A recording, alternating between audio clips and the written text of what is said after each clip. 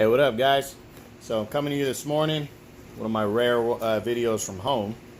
Uh, Want to make sure I get out the fight preview of the week, preview and predictions for the weekend preview. I'm gonna start doing this earlier in the week so you guys have more of a chance to check it out during the week.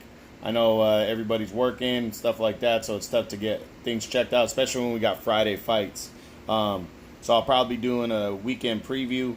Are probably going to be Mondays. I'm gonna start doing my what's next Sundays and Mondays, and then I'll be giving you weekend previews on Mondays and weekend recaps from the previous weekend on Tuesdays. But we didn't have any fights, which is rare, this past weekend, so I won't be doing one tomorrow about weekend recap. But yeah, and then also I'm heading out to Reno this week for my boys baseball tournaments. So, yeah, it's going to be a little tough to get them out later in the week anyway. So, let's kick it off. This weekend, we got quite a bit of fights happening on a bunch of different cards. We'll kick it off with Friday on ESPN Plus. I believe it's on ESPN Plus. If not, it's just regular ESPN. But we're going to see a rematch for the WBA regular middleweight title. Rob Brandt, reigning champ, is taking on former champ Ryota Murata. These two guys fought in October of last year. Murata came in a heavy favorite and also looked to be next in line to face Triple G after Triple G's loss to Canelo. A lot of people thought he was going to bounce back and take on Murata, and Murata really got his ass whipped against Rob Brandt.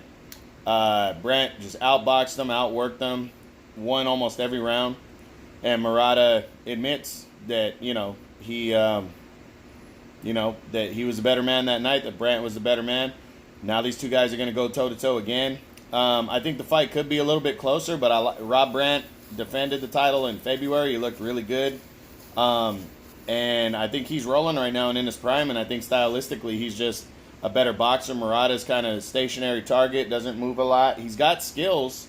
I do think Murata could pull off the win here, but I see Brandt winning closer, but still decisive decision in this one and retaining the title. Now, I do believe Murata has a shot, so we'll see how it breaks down. But that's Friday, the 12th on ESPN Plus, so should be a pretty good fight for the middleweight title. Now I'm going to go in probably order of importance because Saturday we pretty much got 4 cards taking place. Now, there's not a lot of undercards on any of these because I looked into them and there's just not, either the fights suck and they're not any good, it's nobody relevant, or they're just they haven't released information on the undercards yet. But they're all small-time cards, but pretty decent fights going on. So I'll start off with from the United Kingdom. We got a heavyweight doubleheader. I'm hoping this is not the main event, but either one could be the main event. But you got Daniel Dubois, undefeated, hard-hitting heavyweight. He's 6'5", 240.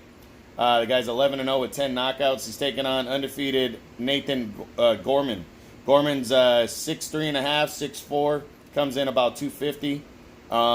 This guy's not so much of a power puncher as Dubois is, but it should be. But they're both guys from the United Kingdom trying to make a name for themselves. I think it's gonna be interesting. I got Dubois winning this one, but I really haven't seen either one of these guys. I've only seen the last couple guys that they have fought. I looked at the resumes, so I think it should be an interesting fight right here. I think I'm giving it to Dubois because of the power, but you never know if Gorman could pull it off. So we'll see what happens. But in the main event, undefeated Joe Joyce taking on former world title challenger Bryant Jennings. Joe Joyce undefeated, as we said, knockout artist. He fought back in December, looked really good on the Deontay Wilder undercard. Biggest fight of his career against Jennings. Now, Jennings is coming off of a loss back in January to Oscar Rivas in a fight that he was winning.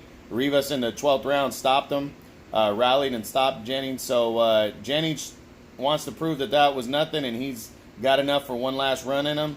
Joe Joyce, undefeated, trying to prove he's the next thing. This is a big fight for Joyce right here to prove himself because Oscar Rivas is in the top 10 right now, and he gets to test himself against the top 5 guy in Dillian White on July 20th. So if Joe Joyce can come out and dominate Bryant Jennings better than Rivas did, that could put Joe Joyce in the top 10 going forward. So we'll see what happens. So big time double heavyweight feature from the United Kingdom. That's going to be on ESPN Plus on Saturday, the 13th. Also that day on FS1, you're going to have Jamal James, welterweight contender right now, taking on former world title challenger Antonio DeMarco. This is an interesting fight right here. DeMarco hasn't really done much. He hasn't been very active, so James is coming in a heavy favorite. But from what I heard is that this could be for the WBA regular interim title. So it could lead to something eventually. James is fighting at home. This fight card is going to kick off at 5 o'clock. It's on FS1. He's fighting at home in Minneapolis.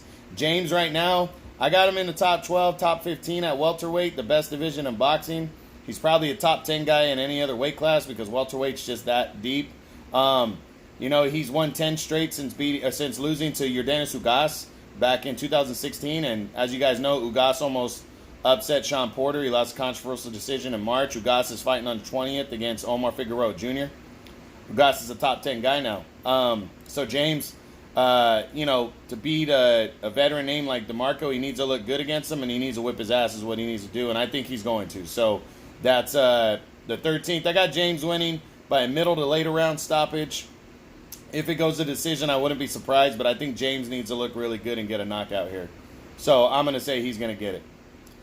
Okay, also on Saturday on an ESPN card, you got Shakur Stevenson, undefeated featherweight contender, taking on Albert Guevara now. He was supposed to be facing Franklin Manzanilla. Not too sure why the Manzanilla fight fell through, but he's going to face Guevara instead. It sucks in this one because Manzanilla was a former world title challenger. He's coming off of that failed title attempt against Ray Vargas back in February where he knocked Vargas down. And, I really wanted to see how Stevenson handled a come-forward guy like that. I think he would have whipped his ass either way, but now he's facing a guy lesser known. So I think Stevenson is going to get a middle rounds knockout in this one, early to middle rounds knockout, maybe later, and stay undefeated and keep pushing forward towards a title shot, hopefully at some time. That's Saturday, the 13th on ESPN, so it should be interesting. I'm looking forward to that one. Stevenson's one of the most talented guys on the rise right now. You definitely want to see him fight.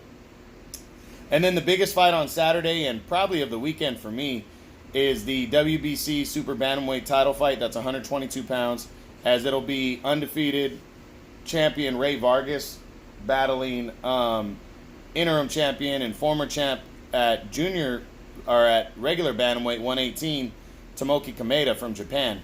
This is a really good matchup right here. This fight's taking place on DAZN. I really like Vargas is number 3 at 122 right now. Kameda, I got him tied for 10th. But he's a good fighter on paper coming in against Vargas, who's really trying to establish himself as a top guy at 122, move himself into a unification bout possibly. Possible shot at, Daniel Roman within the next year at some point. And I really can't wait to see it. I think it's going to be a good one. All-action fight between two little guys that throw a lot of punches. I got Vargas winning the decision here, but Kameda, again, coming in, it's probably the best name on paper coming into a fight that Vargas has fought in the last couple years. Vargas has had trouble with guys that on paper didn't look good. Manzanilla, a lot of people thought he was going to whip his ass. He almost got knocked out back in February.